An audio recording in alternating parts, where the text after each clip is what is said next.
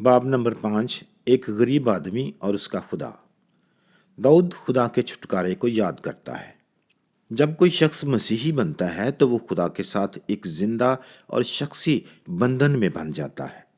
अब वो खुदा का फर्जंद और ईमान के घराने का फर्द बन जाता है। उस शख्स के लिए इस नए ताल्लुक में कई बातें पिन्हा हैं, मगर इसका मतलब ये नहीं कि उसे किसी मसले या मुश्किल से दो चार नहीं होना पड़ता। ये बात बईद अज अमकान है। कलाम में खुदा के लोगों के तजर्बात यही अयां करते हैं।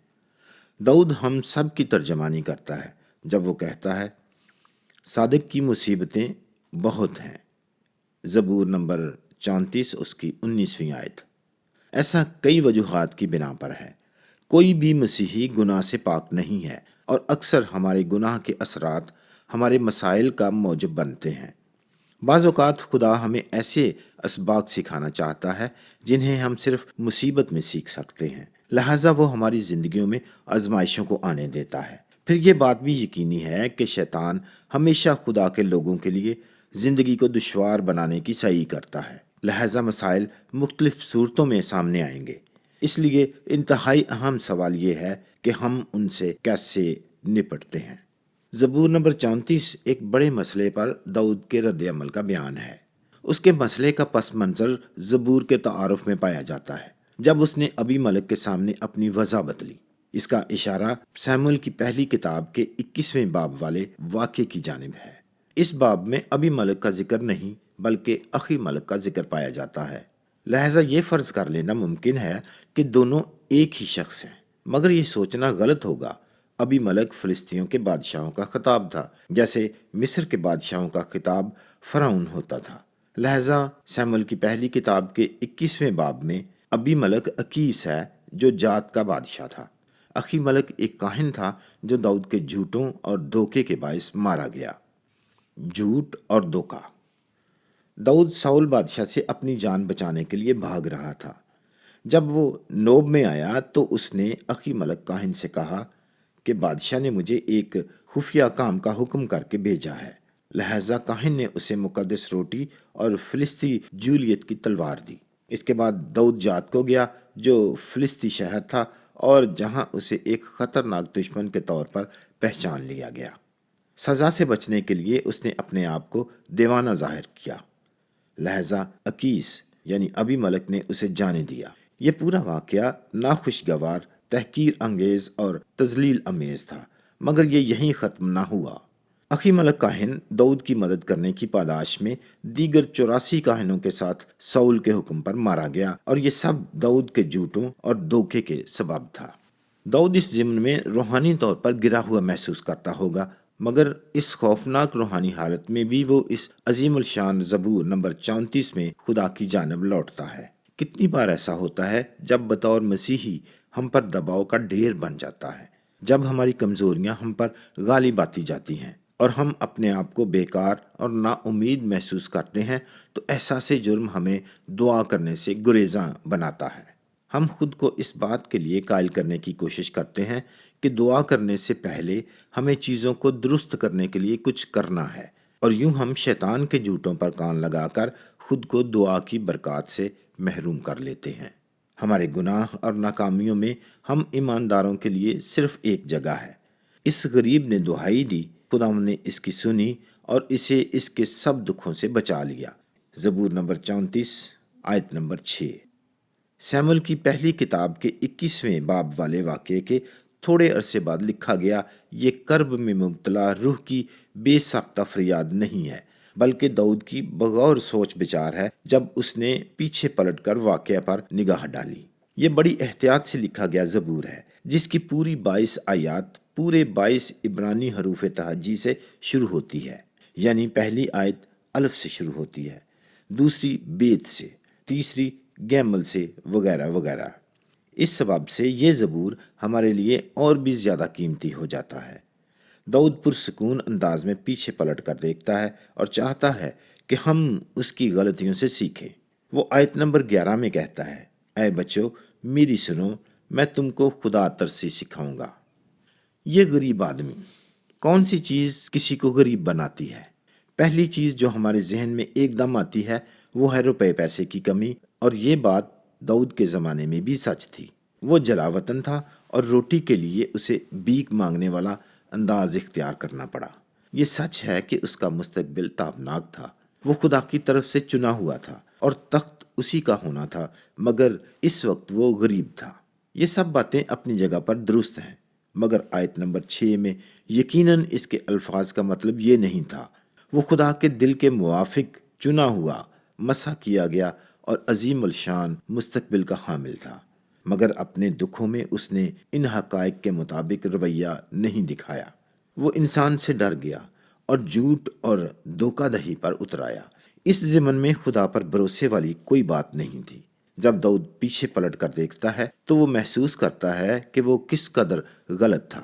زبور نمبر 34 اس کی پہلی آیت اور 13ویں آیت کا موازنہ 21 کی موجودگی میں ہونے والے واقعہ سے کریں۔ وہ نادم ہے اور خود کو ایک غریب، بدحال اور ناکام شخص محسوس کرتا ہے۔ یہ اس کی غربت تھی۔ کیا آپ بھی اس طرح محسوس کرتے ہیں؟ آپ مسیحی ہیں، لہٰذا آپ کا مستقبل تابناک ہے۔ آپ خدا سے محبت کرتے ہیں، مگر آپ کا چال چلن ہمیشہ خدا کی محبت کے مطابق نہیں ہوتا۔ آپ ندامت محسوس کرتے ہیں اور خود کو ناکام اور ایک غریب مسیحی سمجھتے ہیں۔ یہ سب باتیں اپنی جگہ درست ہیں، اور داؤد کے بارے میں بھی یقیناً ایسے ہی تھا، مگر داؤد یہ بھی جانتا تھا کہ اگر وہ اپنی نظر میں غریب ہے تو خدا کی نظر میں راست باز ہے۔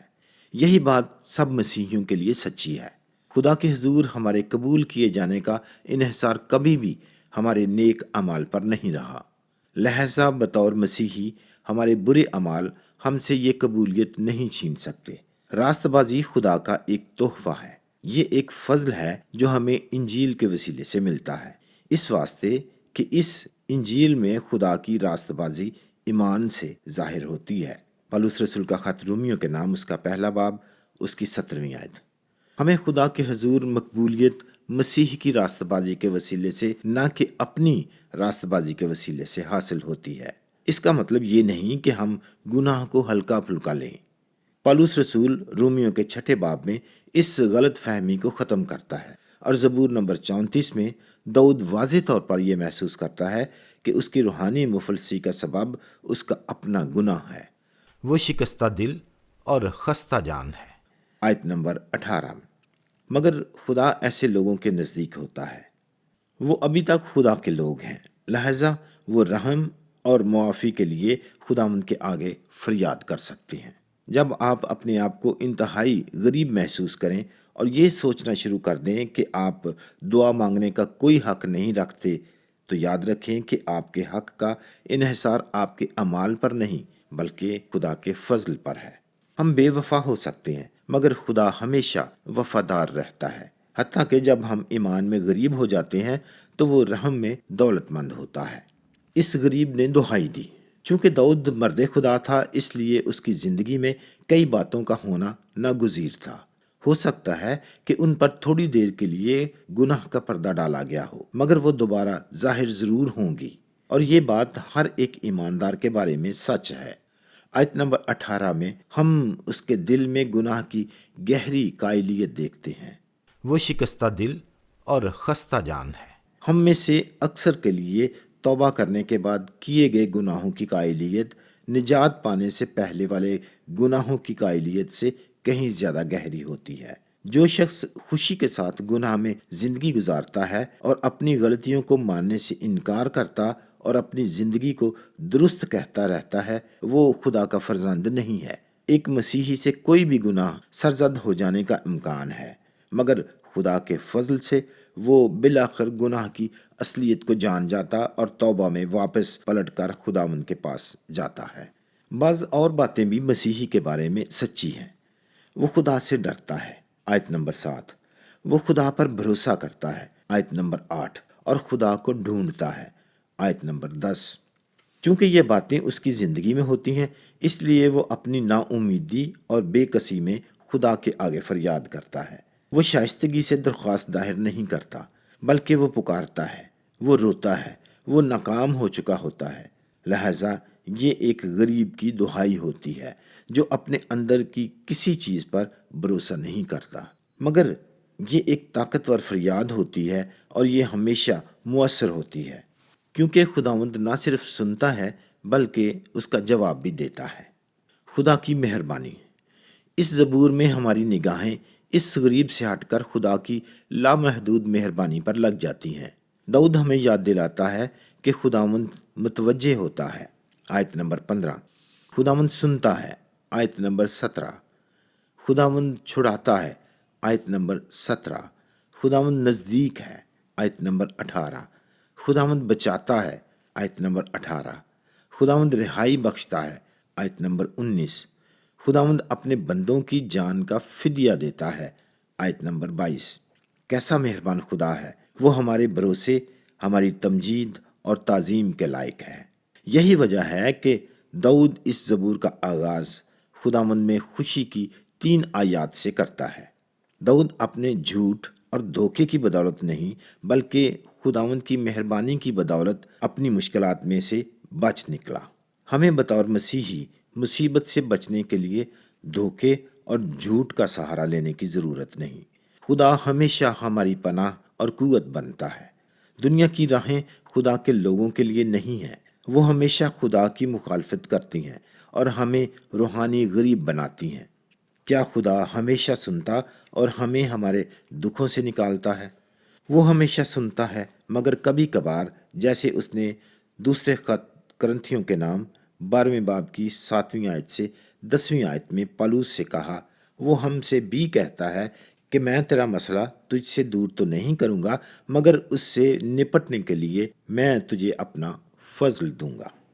ایسے جواب کا نتیجہ پالوس کے لیے یہ تھا، اس لیے میں مسیح کی خاطر کمزوری میں، بے عزتی میں، احتیاج میں، ستائے جانے میں، تنگی میں خوش ہوں، کیونکہ جب میں کمزور ہوتا ہوں اسی وقت زور آور ہوتا ہوں۔